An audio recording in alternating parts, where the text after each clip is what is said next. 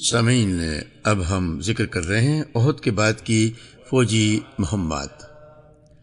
مسلمانوں کی شہرت اور ساکھ پر احد کی ناکامی کا بہت برا اثر پڑا۔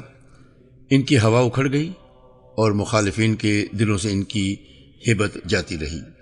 اس کے نتیجے میں اہل ایمان کی داخلی اور خارجی مشکلات میں اضافہ ہو گیا۔ مدینے پر ہر جانب سے خطرات منڈلانے لگے۔ یہود و منافقین اور بدھوؤں نے کھل کر عداوت کا مظاہرہ کیا اور ہر گروہ نے مسلمان کو ذکر پہنچانے کی کوشش کی، بلکہ یہ توقع باندھ لی کہ وہ مسلمانوں کا کام تمام کر سکتا ہے اور انہیں بے خوبند سے اکھاڑ سکتا ہے۔ چنانچہ اس غزوے کو ابھی 2 مہینے بھی نہیں گزرے تھے کہ بنو اسد نے مدینے پر چھاپہ مارنے کی تیاری کی۔ پھر صفر کے مہینے میں 4 ہجری میں عدل اور قارہ کے قبائل نے ایک ایسی مکرانہ چال چلی کہ 10 صحابہ کرام کو جام شہادت نوش کرنا پڑا، اور ٹھیک اسی مہینے میں رئیس بنو عامر نے اسی طرح کی ایک دغا بازی کے ذریعے 70 صحابہ کرام کو شہادت سے ہمکنار کرایا۔ یہ حادثہ ہر معونہ کے نام سے معروف ہے۔ اس دوران بنو نذیر بھی کھلی عداوت کا مظاہرہ شروع کر چکے تھے، یہاں تک کہ انہوں نے ربیع الاول 4 ہجری میں خود نبی اکرم صلی اللہ علیہ وسلم کو شہید کرنے کی کوشش کی۔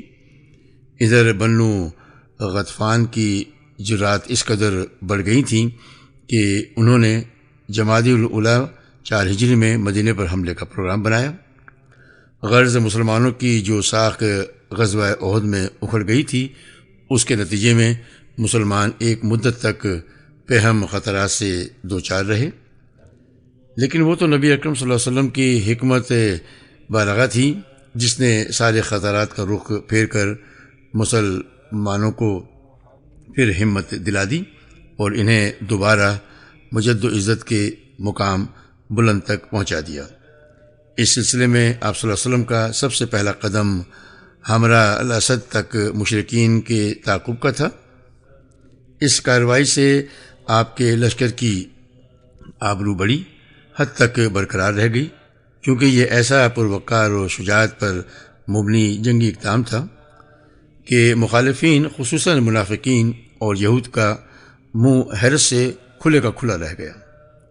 پھر آپ صلی اللہ علیہ وسلم نے مسلسل ایسی جنگی کارروائیاں کیں کہ ان سے مسلمانوں کی صرف سابقہ ہی تھی بحال نہیں ہوئی، بلکہ اس میں مزید اضافہ بھی ہو گیا۔ آگے ہم انہی کا کچھ ذکر کر رہے ہیں۔ نمبر 1، سریہ ابو سلمہ۔ جنگ احد کے بعد مسلمانوں کے خلاف سب سے پہلے بنو اسد بن خزیمہ کا قبیلہ اٹھا۔ اس کے متعلق مدینے میں یہ اطلاع پہنچی کہ خویلد کے 2 بیٹے طلحہ اور مسلمہ اپنی قوم اور اپنے اطاعت شاعروں کو لے کر بنو اسد کو رسول اللہ صلی اللہ علیہ وسلم پر حملے کی دعوت دیتے پھر رہے ہیں۔ رسول اللہ صلی اللہ علیہ وسلم نے جھٹ 150 انصار و مہاجرین کا ایک دستہ تیار فرمایا اور حضرت ابو سلمہ رضی اللہ تعالیٰ عنہ کو اس کا علم دے کر سپہ سالار بنا کر روانہ فرما دیا۔ حضرت ابو سلمہ نے بنو اسد کی حرکت میں آنے سے پہلے ہی ان پر اس قدر اچانک حملہ کیا کہ وہ بھاگ کر ادھر ادھر بکھر گئے۔ مسلمانوں نے ان کے اونٹ اور بکریوں پر قبضہ کر لیا اور سالم و غانم مدینہ واپس آ گئے۔ انہیں دو بدو جنگ بھی نہیں لڑنی پڑی۔ یہ سریہ محرم 4 ہجری کا چاند نمودار ہونے پر روانہ کیا گیا تھا۔ واپسی کے بعد حضرت ابو سلمہ رضی اللہ عنہ کا ایک زخم جو انہیں احد میں لگا تھا پھوٹ پڑا اور اس کی وجہ سے وہ جلد ہی وفات پا گئے۔ نمبر 2، عبداللہ بن انیس رضی اللہ عنہ کی مہم۔ اسی ماہ محرم 4 ہجری کی 5 تاریخ کو یہ خبر ملی کہ خالد بن سفیان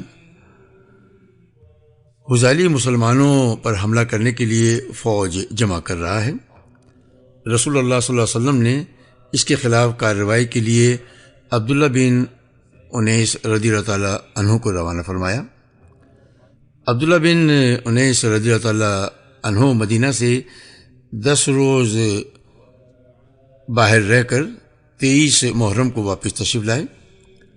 خالد کو قتل کر کے اس کا سر بھی ہمراہ لاتے تھے۔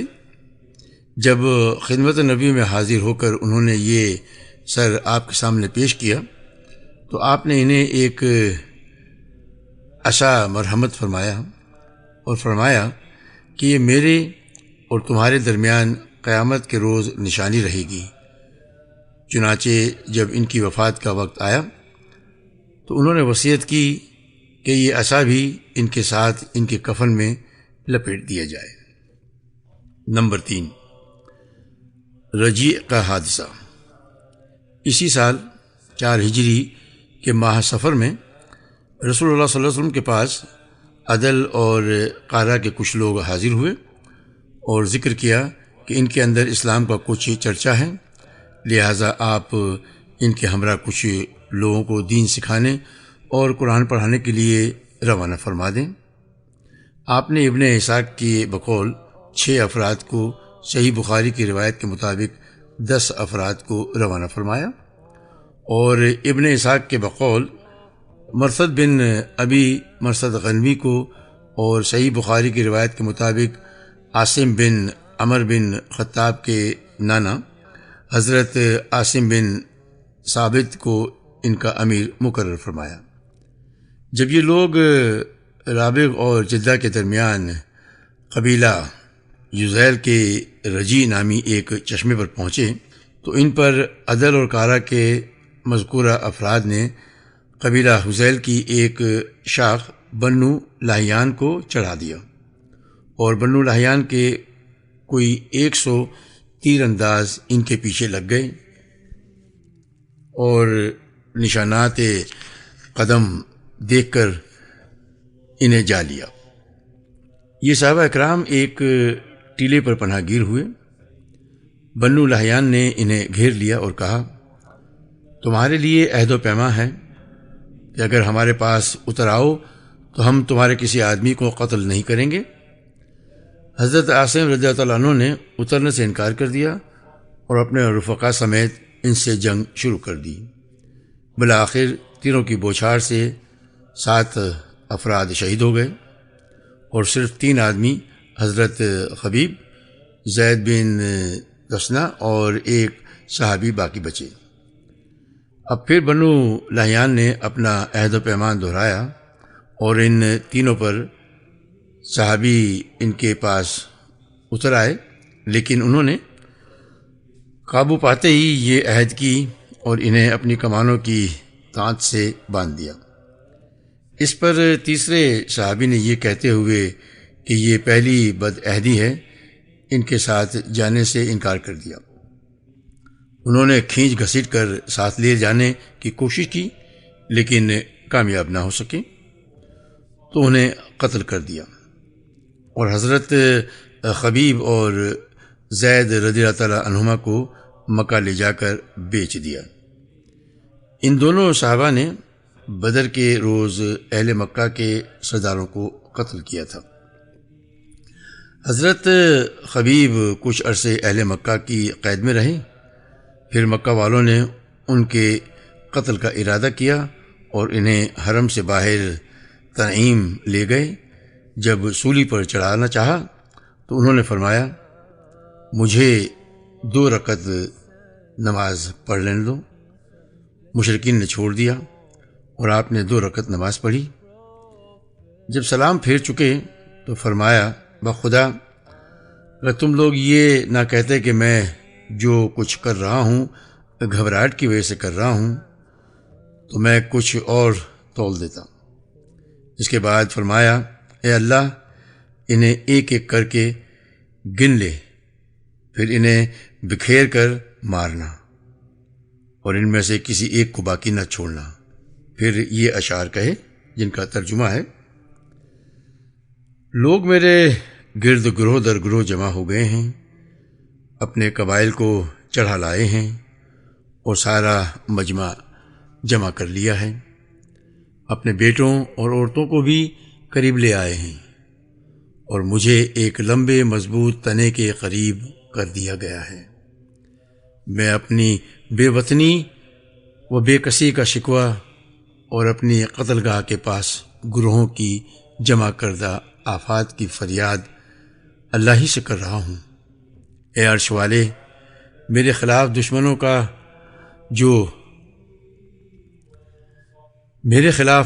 دشمنوں کے جو ارادے ہیں اس پر مجھے صبر دے۔ انہوں نے مجھے بوٹی بوٹی کر دیا ہے اور میری خوراک بری ہو گئی ہے۔ انہوں نے مجھے کفر کا اختیار دیا ہے، حالانکہ موت اس سے کمتر اور آسان ہے۔ میری آنکھیں آنسوؤں کے بغیر امنڈ آئی ہیں۔ میں مسلمان مارا جاؤں تو مجھے پرواہ نہیں کہ اللہ کی راہ میں کسی پہلو پر قتل ہوں گا۔ یہ تو اللہ کی ذات کے لیے ہے، اور وہ چاہے تو بوٹی بوٹی کیے ہوئے اعضاء کے جوڑ جوڑ میں برکت دے۔ اس کے بعد ابو سفیان نے حضرت خبیب سے کہا: کیا تمہیں یہ بات پسند آئے گی کہ تمہارے بدلے محمد ہمارے پاس ہوتے، ہم ان کی گردن مارتے اور تم اپنے اہل و عیال میں رہتے؟ انہوں نے کہا: نہیں واللہ، مجھے تو یہ ہی گوارا نہیں کہ میں اپنے اہل و عیال میں رہوں، اور اس کے بدلے محمد صلی اللہ علیہ وسلم کو جہاں آپ ہیں وہیں رہتے ہوئے کانٹا چبھ جائے اور وہ آپ کو تکلیف دے۔ اس کے بعد مشرکین نے انہیں سولی پر لٹکا دیا اور ان کی لاش کی نگرانی کے لیے ایک آدمی مقرر کر دیا، لیکن حضرت عمر بن امیہ دمری رضی اللہ تعالی عنہ تشریف لائے اور رات میں جھانسا دے کر لاش اٹھا کے لے گئے اور اسے دفن کر دیا۔ حضرت خبیب کا قاتل عقبہ بن حارثہ تھا۔ حضرت خبیب نے اس کے باپ حارث کو جنگ بدر میں قتل کیا تھا۔ صحیح بخاری میں مروی ہے کہ حضرت خبیب پہلے بزرگ ہیں جنہوں نے قتل کے موقع پر 2 رکعت نماز پڑھنے کا طریقہ شروع کیا۔ انہیں قید میں دیکھا گیا کہ وہ انگور کے گچھے کھا رہے تھے، حالانکہ ان دنوں مکے میں کھجور بھی نہیں ملتی تھی۔ دوسرے صحابی جو اس واقعے میں گرفتار ہوئے تھے، یعنی حضرت زید بن وثنہ، اور انہیں صفوان بن امیہ نے خرید کر اپنے باپ کے بدلے قتل کر دیا۔ قریش نے اس مقصد کے لیے بھی آدمی بھیجے کہ حضرت عاصم رضی اللہ تعالیٰ عنہ کے جسم کا کوئی ٹکڑا لائیں جس سے انہیں پہچانا جا سکے، کہ انہوں نے جنگ بدر میں قریش کے کسی عظیم آدمی کو قتل کیا تھا، لیکن اللہ نے ان پر بھڑوں کا جھنڈ بھیج دیا جس نے قریش کے آدمیوں سے ان کی لاش کی حفاظت کی، اور یہ لوگ ان کا کوئی حصہ حاصل کرنے پر قدرت نہ پا سکے۔ در حقیقت حضرت عاصم رضی اللہ تعالیٰ عنہ نے اللہ سے یہ عہد و پیما کر رکھا تھا کہ انہیں کوئی مشرک چھوئے گا نہ وہ کسی مشرک کو چھوئیں گے۔ بعد میں جب حضرت عمر رضی اللہ تعالیٰ عنہ کو اس واقعے کی خبر ہوئی تو فرمایا کرتے تھے کہ اللہ مومن بندے کی حفاظت اس کی وفات کے بعد بھی کرتا ہے جیسے اس کی زندگی میں کرتا ہے۔ نمبر 4، برمعونہ کا المیہ۔ جس مہینے رجیع کا حادثہ پیش آیا، ٹھیک اسی مہینے برمعونہ کا المیہ بھی پیش آیا، جو رجیع کے حادثے سے کہیں زیادہ سنگین تھا۔ اس واقعے کا خلاصہ یہ ہے کہ ابو برہ عامر بن مالک جو ملاعب اسنا یعنی نیزوں سے کھیلنے والا کے لقب سے مشہور تھا، مدینہ میں خدمت نبی میں حاضر ہوا۔ آپ نے اسے اسلام کی دعوت دی۔ اس نے اسلام تو قبول نہیں کیا، لیکن دوری بھی اختیار نہیں کی۔ اس نے کہا، اے اللہ کے رسول، اگر آپ اپنے اصحاب کو دعوت دین کے لیے اہل نجد کے پاس بھیجیں تو مجھے امید ہے کہ وہ لوگ آپ کی دعوت قبول کر لیں گے۔ آپ نے فرمایا، مجھے اپنے صحابہ کے متعلق اہل نجد سے خطرہ ہے۔ ابو برہ نے کہا، وہ میری پناہ میں ہوں گے۔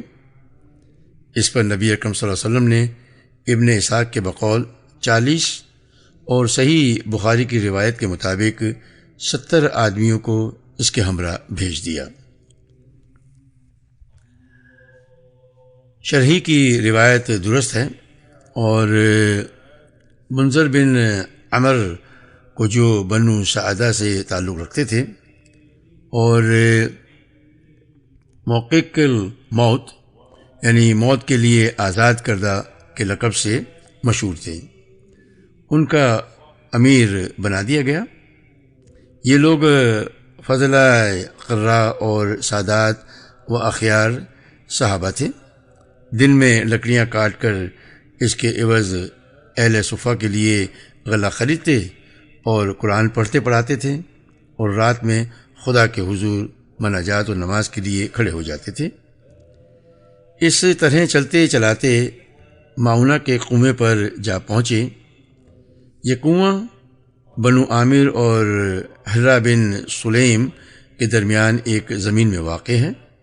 وہاں پڑاؤ ڈالنے کے بعد ان صحابہ اکرام نے ام سلیم کے بھائی حرام بن ملحان کو رسول اللہ صلی اللہ علیہ وسلم کا خط دے کر دشمن خدا عامر بن طفیل کے پاس روانہ کیا، لیکن اس نے خط کو دیکھا تک نہیں اور ایک آدمی کو اشارہ کر دیا، جس نے حضرت حرام کے پیچھے سے اس زور کا نیزہ مارا کہ وہ نیزہ آر پار ہو گیا۔ خون دیکھ کر حضرت حرام رضی اللہ عنہ نے فرمایا، اللہ اکبر، رب کعبہ کی قسم، میں کامیاب ہو گیا۔ اس کے بعد فوراً ہی اس دشمن خدا عامر نے باقی صحابہ پر حملہ کرنے کے لیے اپنے قبیلے بنی عامر کو آواز دی، مگر انہوں نے ابو برہ کی پناہ کی پیش نظر اس کی آواز پر کان نہ دھرے۔ ادھر سے مایوس ہو کر اس شخص نے بنو سلیم کو آواز دی۔ بنو سلیم کے 3 قبیلوں عصیہ، رعل اور ذکوان نے اس پر لبیک کہا اور جھٹ آ کر ان صحابہ اکرام کا محاصرہ کر لیا۔ جواباً صحابہ اکرام نے بھی لڑائی کی، مگر سب کے سب شہید ہو گئے۔ صرف حضرت کعب بن زید بن نجار رضی اللہ عنہ زندہ بچے۔ انہیں شہداء کے درمیان سے زخمی حالت میں اٹھا لایا گیا اور وہ جنگ خندق تک حیات رہے۔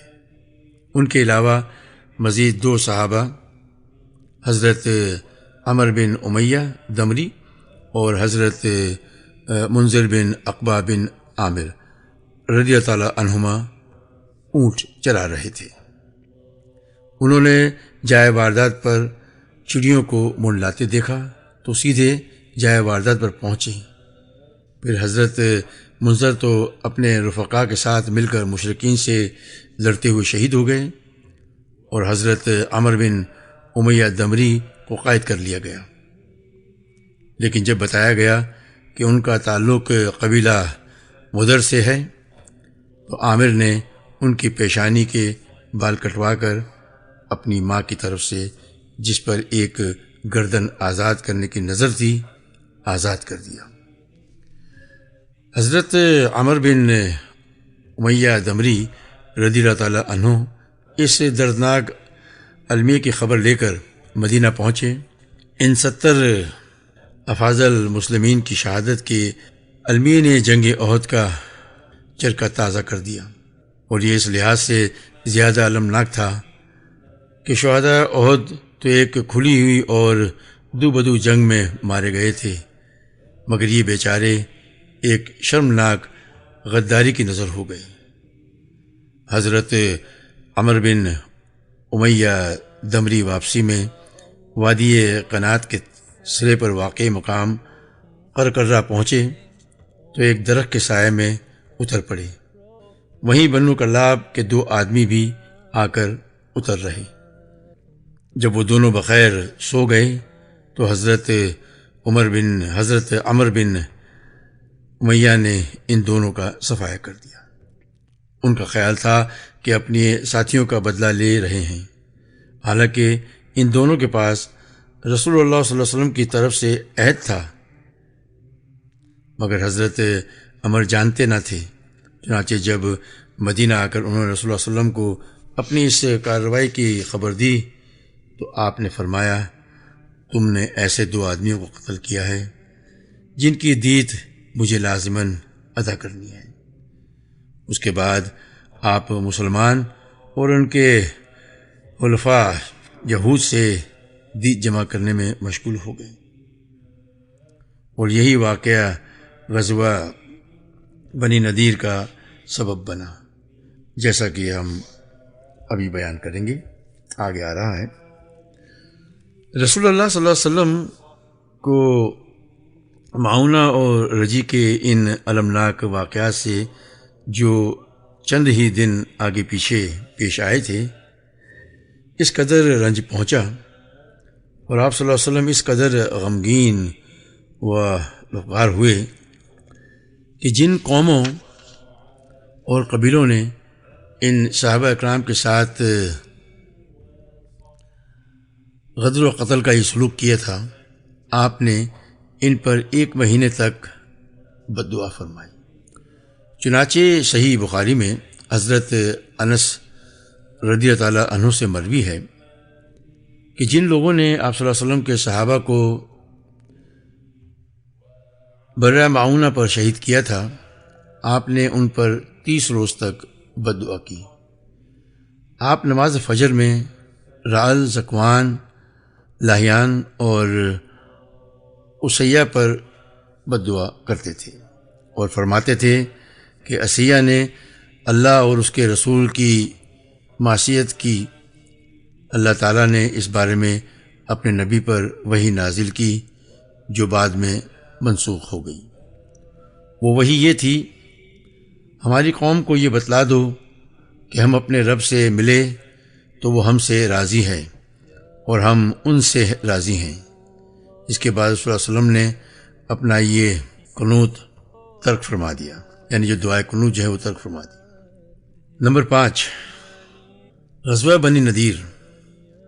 ہم بتا چکے ہیں کہ یہود اسلام اور مسلمانوں سے جلتے بھنتے تھے، مگر چونکہ وہ مرد میدان نہ تھے، سازشی اور وسیع سکار تھے، اس لیے جنگ کے بجائے کینے اور عداوت کا مظاہرہ کرتے تھے اور مسلمانوں کو عہد و پیمان کے باوجود اذیت دینے کے لیے طرح طرح کے ہیلے اور تدبیریں کرتے تھے۔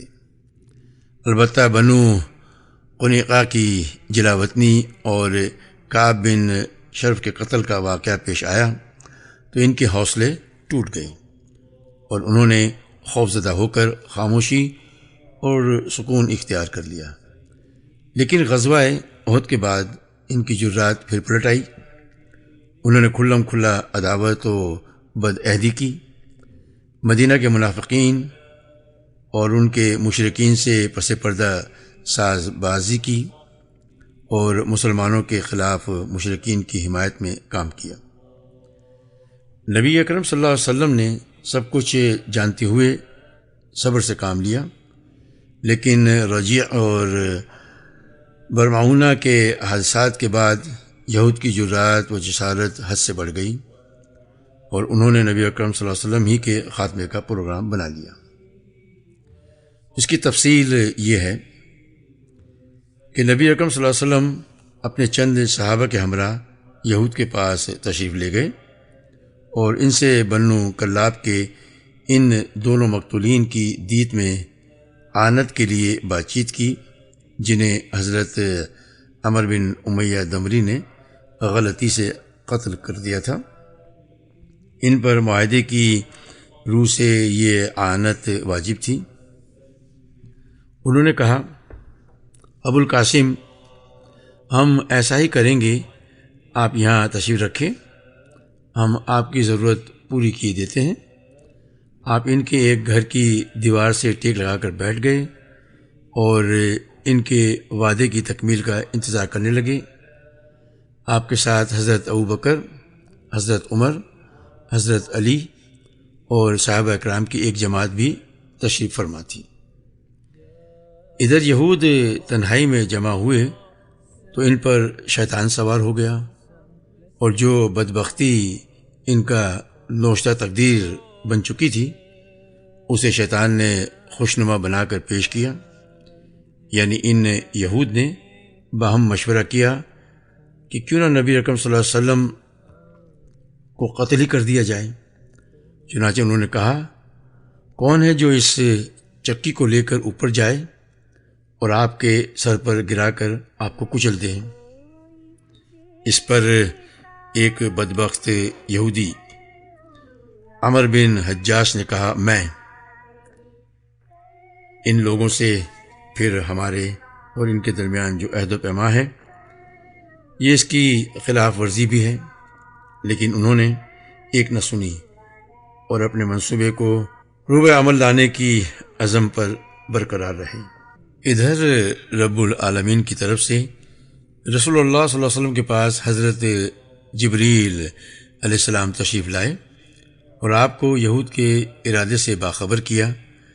آپ تیزی سے اٹھے اور مدینے کے لیے چل پڑے۔ بعد میں صحابہ اکرام بھی آپ سے آن ملے اور کہنے لگے، آپ اٹھ آئے اور ہم سمجھ نہ سکے۔ آپ نے بتلایا کہ یہود کا ارادہ کیا تھا۔ مدینے واپس آ کر آپ صلی اللہ علیہ وسلم نے فوراً ہی محمد بن مسلمہ کو بنی نذیر کے پاس روانہ فرمایا اور انہیں یہ نوٹس دیا کہ تم لوگ مدینے سے نکل جاؤ، اب یہاں میرے ساتھ نہیں رہ سکتے، تمہیں 10 دن کی مہلت دی جاتی ہے۔ اس کے بعد جو شخص پایا جائے گا اس کی گردن مار دی جائے گی۔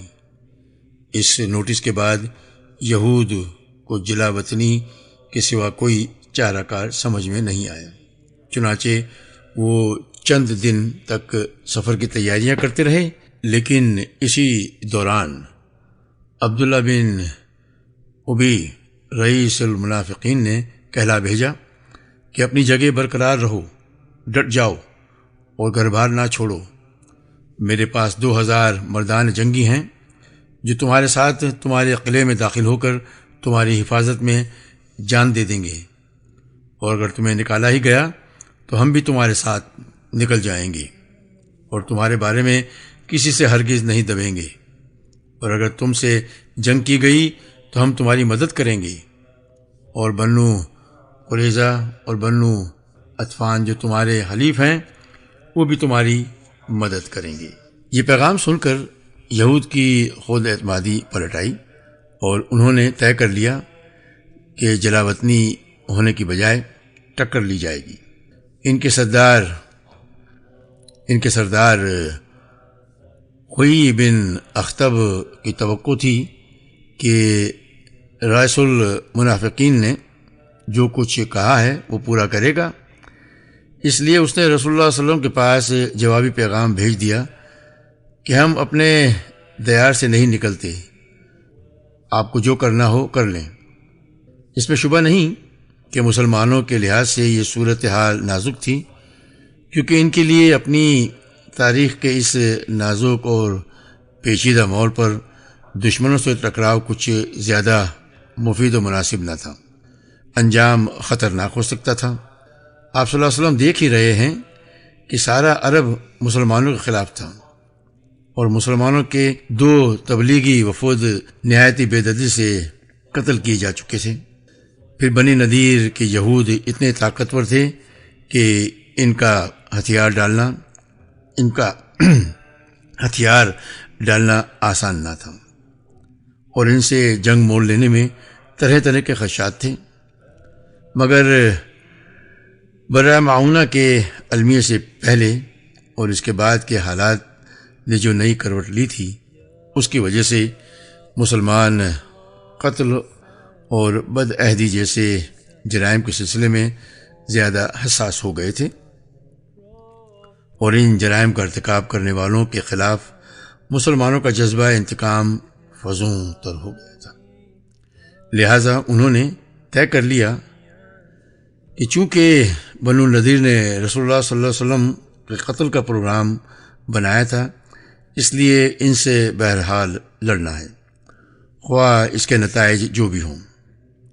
چنانچہ جب رسول اللہ صلی اللہ علیہ وسلم کو حیی بن اخطب کا جوابی پیغام ملا تو آپ نے اور صحابہ اکرام نے کہا اللہ اکبر، اور پھر لڑائی کے لیے اٹھ کھڑے ہوئے، اور حضرت ابن ام مکتوم کو مدینہ کا انتظام سونپ کر بنو نذیر کے علاقے کی طرف روانہ ہو گئے۔ حضرت علی رضی اللہ تعالیٰ عنہ کے ہاتھ میں علم تھا۔ بنو نذیر کے علاقے میں پہنچ کر ان کا محاصرہ کر لیا گیا۔ ادھر بنو نذیر نے اپنے قلعوں اور گھڑیوں میں پناہ لی اور قلعہ بند رہ کر فضیل سے تیر اور پتھر برساتے رہے، چونکہ کھجور کے باغات ان کے لیے سپر کا کام دے رہے تھے، اس لیے آپ صلی اللہ علیہ وسلم نے حکم دیا کہ ان درختوں کو کاٹ کر جلا دیا جائے۔ بعد میں اسی کی طرف اشارہ کر کے حضرت حسان رضی اللہ عنہ نے فرمایا تھا، ترجمہ ہے، بنی لوئی کے سرداروں کے لیے یہ معمولی بات تھی کہ بوریرا میں آگ کے شعلے بلند ہوں، اور بویرا بنو نذیر کے نخلستان کا نام تھا، اور اسی کے بارے میں اللہ تعالیٰ کا یہ ارشاد بھی نازل ہوا۔ آیات کا ترجمہ ہے، تم نے کھجور کے جو درخت کاٹے یا جنہیں اپنے تنوں پر کھڑا رہنے دیا، وہ سب اللہ ہی کے اذن سے تھا، اور ایسا اس لیے کیا گیا تاکہ اللہ ان فاسقوں کو رسوا کرے۔ بہرحال جب ان کا محاصرہ کر لیا گیا تو بنو قریظہ ان سے الگ تھلگ رہے۔ عبداللہ بن ابی نے بھی خیانت کی، اور ان کے حلیف غطفان بھی مدد کو نہ آئے، غرض کوئی بھی انہیں مدد دینے یا ان کی مصیبت ٹالنے پر آمادہ نہ ہوا۔ اسی لیے اللہ تعالیٰ نے ان کے واقعے کی مثال یوں بیان فرمائی ہے۔ آیات کا ترجمہ ہے، جیسے شیطان انسانوں سے کہتا ہے کفر کرو، اور جب وہ کفر کر بیٹھتا ہے تو شیطان کہتا ہے میں تم سے بری ہوں۔ محاصرے نے کچھ زیادہ طول نہیں پکڑا، بلکہ صرف 6 رات یا بقول بعض 15 رات جاری رہا، کہ اس دوران اللہ نے ان کے دلوں میں رعب ڈال دیا اور ان کے حوصلے ٹوٹ گئے، وہ ہتھیار ڈالنے پر آمادہ ہو گئے، اور رسول اللہ صلی اللہ علیہ وسلم کو کہلوا بھیجا کہ ہم مدینے سے نکلنے کو تیار ہیں۔ آپ نے ان کی جلا وطنی کی پیشکش منظور فرما لی، اور یہ بھی منظور فرما لیا کہ وہ اسلحہ کے سوا باقی جتنا ساز و سامان اونٹوں پر لاد سکتے ہوں سب لے کر بال بچوں سمیت چلے جائیں۔ بنو نذیر نے اس منظوری کے بعد ہتھیار ڈال دیے اور اپنے ہاتھوں اپنے مکانات اجاڑ ڈالے، تاکہ دروازے اور کھڑکیاں بھی لاد لے جائیں، بلکہ بعض نے تو چھت کی کڑیاں اور دیواروں کی کونٹیاں بھی لاد لیں۔ پھر عورتوں اور بچوں کو سوار کیا اور 600 اونٹوں پر لد لدا کر روانہ ہو گئے۔ پیشتر یہود اور ان کے اکابر مثلاً حیی بن اختب اور سلام بن ابی الحقیق نے خیبر کا رخ کیا۔ ایک جماعت ملک شام روانہ ہوئی۔ صرف 2 آدمیوں یعنی یامین بن عمر اور ابو سعید بن وہب نے اسلام قبول کیا، لہٰذا ان کے مال کو ہاتھ نہ لگایا گیا۔ رسول اللہ صلی اللہ علیہ وسلم نے شرط کے مطابق بنو نذیر کے ہتھیار، زمین، گھر اور باغات اپنے قبضے میں لے لیے۔ ہتھیار میں 5 زرہین، 50 خود اور 340 تلواریں تھیں۔ بنو نذیر کی یہ باغات، زمین اور مکانات خالص رسول اللہ علیہ وسلم کا حق تھا۔ آپ کو اختیار تھا کہ آپ اسے اپنے لیے محفوظ رکھیں یا جسے چاہیں دیں۔ چنانچہ آپ نے مال غنیمت کی طرح ان اموال کا خمس یعنی 5واں حصہ نہیں نکالا، کیونکہ اسے اللہ نے آپ کو بطور فدیہ دیا تھا۔ مسلمانوں نے اس پر گھوڑے اور اونٹ دوڑا کر اسے بزور و شمشیر فتح نہیں کیا تھا، لہٰذا آپ نے اپنے اس اختیار خصوصی کے تحت اس پورے مال کو صرف مہاجرین اولین پر تقسیم فرمایا۔ البتہ 2 انصاری صحابی یعنی ابو دجانہ اور سہیل بن حنیف رضی اللہ تعالیٰ عنہما کو ان کے فقر کے سبب اس میں سے کچھ عطا فرمایا۔ اس کے علاوہ آپ نے ایک چھوٹا سا ٹکڑا اپنے لیے محفوظ رکھا، جس میں سے آپ اپنی ازواج مطہرات کا سال بھر کا خرچ نکالتے تھے، اور اس کے بعد جو کچھ بچتا تھا اسے جہاد کی تیاری کے لیے ہتھیار اور گھوڑوں کی فراہمی میں صرف فرما دیتے تھے۔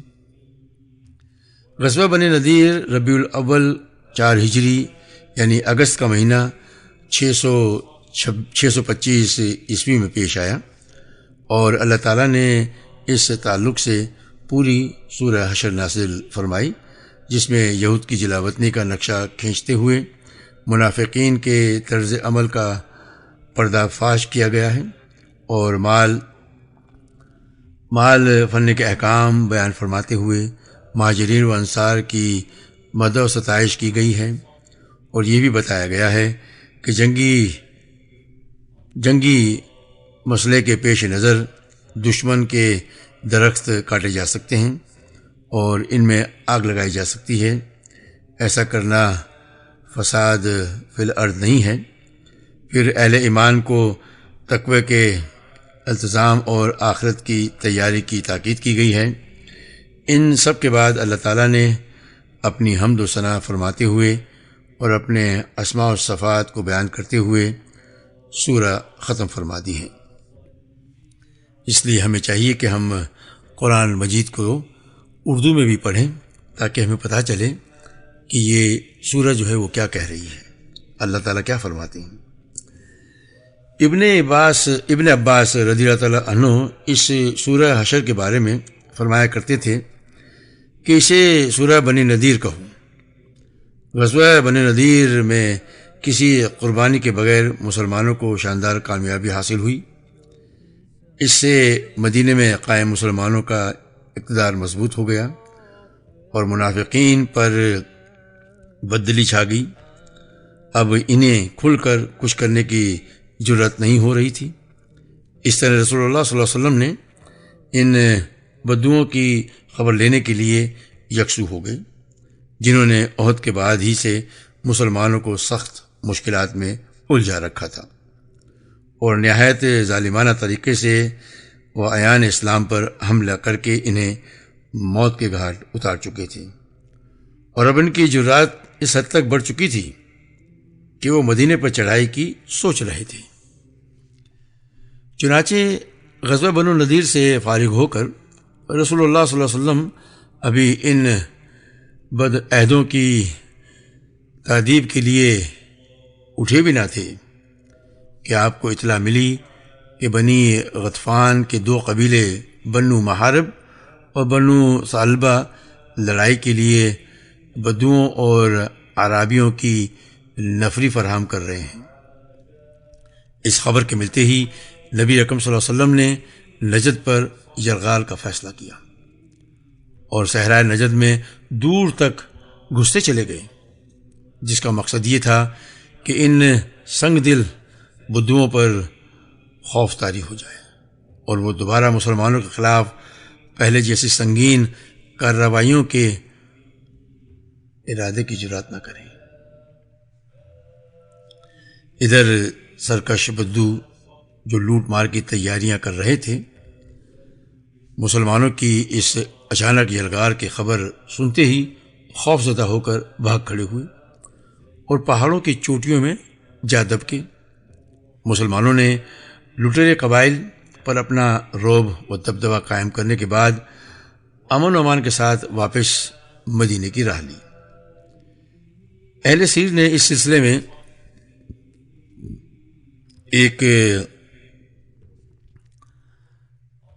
معین غزوے کا نام لیا ہے جو ربیع الاخر یا جمادی الاولی 4 ہجری میں سرزمین نجد کے اندر پیش آیا تھا، اور وہ اسی غزوے کو غزوہ ذات الرقاع قرار دیتے ہیں۔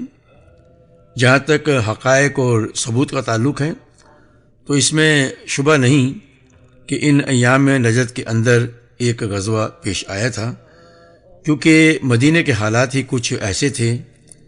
ابو سفیان نے غزوہ احد سے واپسی کے وقت آئندہ سال میدان بدر میں جس غزوے کے لیے للکارا تھا اور جسے مسلمانوں نے منظور کر لیا تھا، اب اس کا وقت قریب آ رہا تھا اور جنگی نقطہ نظر سے یہ بات کسی طرح مناسب نہ تھی کہ بدوؤں اور اعراب کو ان کی سرکشی اور بغاوت پر قائم چھوڑ کر بدر جیسی زوردار جنگ میں جانے کے لیے مدینہ خالی کر دیا جائے، بلکہ ضروری تھا کہ میدان بدر میں جس ہولناک جنگ کی توقع تھی اس کے لیے نکلنے سے پہلے ان بدھوؤں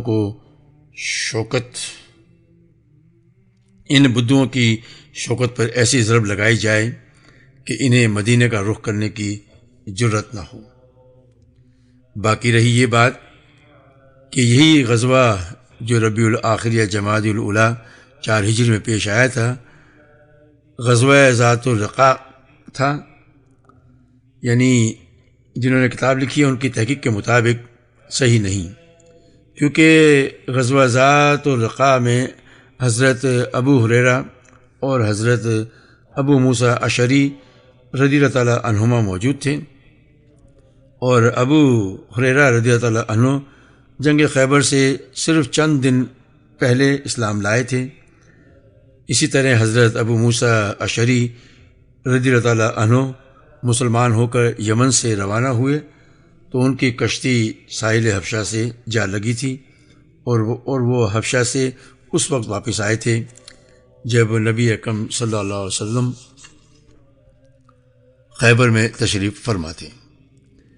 اس طرح وہ پہلی بار خیبر ہی کے اندر خدمت نبی میں حاضر ہو سکے تھے، بس ضروری ہے کہ غزوہ ذات الرقاع غزوہ خیبر کے بعد پیش آیا ہو۔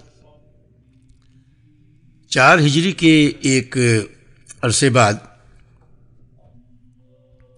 وہ ذات الرقاع کے پیش آنے کی ایک علامت یہ بھی ہے کہ نبی اکرم صلی اللہ علیہ وسلم نے غزوہ ذات الرقاع میں صلاۃ خوف پڑھی تھی، اور صلاۃ خوف پہل غزوہ اصفہان میں پڑھی گئی تھی، اور اس میں کوئی اختلاف نہیں کہ غزوہ اصفہان کا زمانہ غزوہ خندق کے بھی بعد کا ہے، جبکہ غزوہ خندق کا زمانہ 5 ہجری کے اخیر کا ہے۔ در حقیقت غزوہ اصفہان سفر حدیبہ کا ایک زمنی واقعہ تھا، اور سفر حدیبیہ 6 ہجری کے اخیر میں پیش آیا تھا، جس سے واپس آ کر رسول اللہ صلی اللہ علیہ وسلم نے خیبر کی راہ لی تھی۔ اس لیے اس اعتبار سے بھی غزوہ ذات الرقاع کا زمانہ خیبر کے بعد ہی ثابت ہوتا ہے۔ نمبر 7، غزوہ بدر دوم۔ اعراب کی شوکت توڑ دینے اور بدوؤں کے شر سے مطمئن ہو جانے کے بعد مسلمانوں نے اپنے بڑے دشمن قریش سے جنگ کی تیاری شروع کی۔ کیونکہ سال تیزی سے ختم ہو رہا تھا اور احد کے موقع پر طے کیا ہوا وقت قریب آتا جا رہا تھا، اور محمد صلی اللہ علیہ وسلم اور صحابہ اکرام کا فرض تھا کہ میدان کارزار میں ابو سفیان اور اس کی قوم سے دوبارہ ہاتھ کرنے کے لیے نکلیں اور جنگ کی چکی اس حکمت کے ساتھ چلائیں کہ جو فریق زیادہ ہدایت یافتہ اور پائیدار بقا کا مستحق ہو، حالات کا رخ پوری طرح اس کے حق میں ہو جائے۔ چنانچہ شعبان کے مہینے میں 4 ہجری جنوری کا مہینہ سن 626 عیسوی میں رسول اللہ صلی اللہ علیہ وسلم نے مدینے کا انتظام حضرت عبداللہ بن رواحہ رضی اللہ تعالیٰ عنہ کو سونپ کر اس طے شدہ جنگ کے لیے بدر کا رخ فرمایا۔ آپ کے ہمراہ 1500 کی جمعیت اور 10 گھوڑے تھے۔ آپ نے فوج کا علم حضرت علی رضی اللہ تعالیٰ عنہ کو دیا اور بدر پہنچ کر مشرکین کے انتظار میں خیمہ زن ہو گئے۔ مکے سے ایک مرحلہ دور وادی مراء الزہران پہنچ کر مجنہ نام کے مشہور چشمے پر خیمہ زن ہوا، لیکن وہ مکہ ہی سے بوجھل اور بددل تھا۔ بار بار مسلمانوں کے ساتھ ہونے والی جنگ کا انجام سوچتا تھا اور رعب و ہیبت سے لرز اٹھتا تھا۔ مراء الزہران پہنچ کر اس کی ہمت جواب دے گئی اور وہ واپسی کے بہانے سوچنے لگا۔ بالآخر اپنے ساتھیوں سے کہا، قریش کے لوگوں، جنگ اس وقت موزوں ہوتی ہے جب شادابی اور ہریالی ہو کہ جانور بھی چر سکیں اور تم بھی دودھ پی سکو۔ اس وقت خشک سالی ہے، لہٰذا میں واپس جا رہا ہوں، تم بھی واپس چلے چلو۔ ایسا معلوم ہوتا ہے کہ سارے لشکر کے اعصاب پر خوف و ہیبت سوار تھی، کیونکہ ابو سفیان کے اس مشورے پر کسی قسم کی مخالفت کے بغیر سب نے واپسی کی راہ لی اور کسی نے بھی سفر جاری رکھنے اور مسلمانوں سے جنگ لڑنے کی رائے جو ہے وہ نہ دی۔ ادھر مسلمانوں نے بدر میں 8 روز تک ٹھہر کر دشمن کا انتظار کیا اور اس دوران اپنا سامان تجارت بیچ کر 1 درہم کے 2 درہم بناتے رہے۔ اس کے بعد اس شان سے مدینہ واپس آئے کہ جنگ میں پیش قدمی ان کے ہاتھ آ چکی تھی، دلوں پر ان کی دھاک بیٹھ چکی تھی اور ماحول پر ان کی گرفت مضبوط ہو چکی تھی۔ یہ غزوہ بدر معدہ، بدر ثانیہ، بدر آخرہ اور بدر صغریٰ کے ناموں سے معروف ہے۔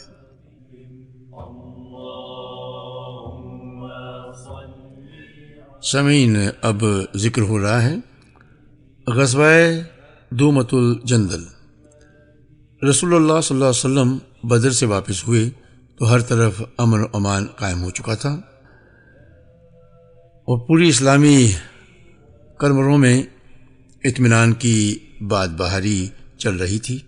اب آپ صلی اللہ علیہ وسلم عرب کی آخری حدود تک توجہ فرمانے کے لیے فارغ ہو چکے تھے اور اس کی ضرورت بھی تھی تاکہ حالات پر مسلمانوں کا غلبہ اور کنٹرول رہے اور دوست و دشمن سبھی اس کو محسوس اور تسلیم کریں۔ چنانچہ بدر صغریٰ کے بعد 6 ماہ تک آپ نے اطمینان سے مدینے میں قیام فرمایا۔ اس کے بعد آپ کو اطلاعات ملی کہ شام کے قریب دومۃ الجندل کے گرد آباد قبائل آنے جانے والے قافلوں پر ڈاکے ڈال رہے ہیں اور وہاں سے گزرنے والی اشیاء لوٹ لیتے ہیں۔ یہ بھی معلوم ہوا کہ انہوں نے مدینے پر حملہ کرنے کے لیے ایک بڑی جمعیت فراہم کر لی ہے۔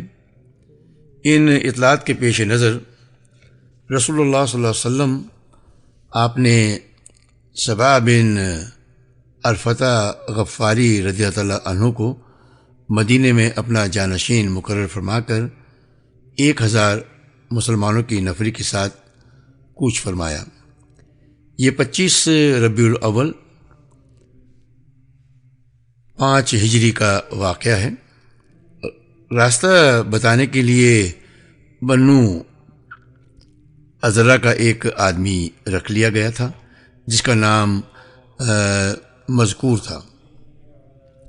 اس غزوے میں آپ صلی اللہ علیہ وسلم کا معمول تھا کہ آپ رات میں سفر فرماتے اور دن میں چھپے رہتے تھے تاکہ دشمن پر بالکل اچانک اور بے خبری میں ٹوٹ پڑیں۔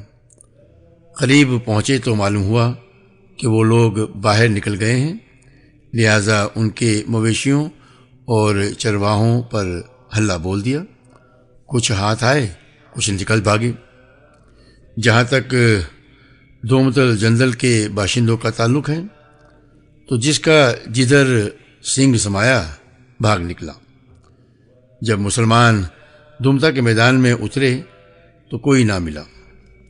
آپ نے چند دن قیام فرما کر ادھر ادھر معتد دستے روانہ کیے لیکن کوئی بھی ہاتھ نہ آیا۔ بالآخر آپ مدینہ پلٹ آئے۔ اس غزوے میں عینہ بن اسان سے مصالحت بھی ہوئی۔